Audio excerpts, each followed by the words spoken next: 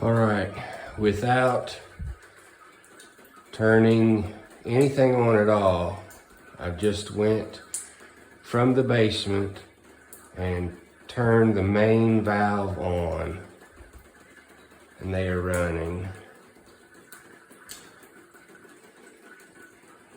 See, that's the temperature, and then 2 volume controls for the rain heads. They're working just fine. And then coming out of the bottom of that temperature comes over here, and there's the volume for that.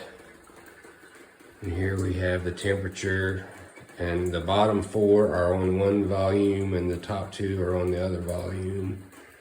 And then here is the one in question.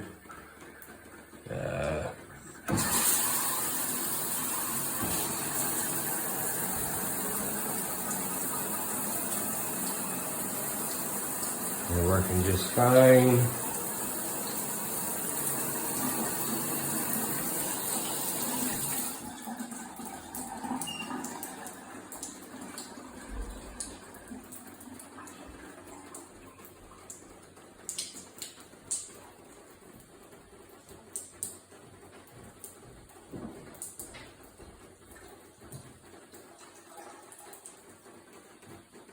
They're not shutting off.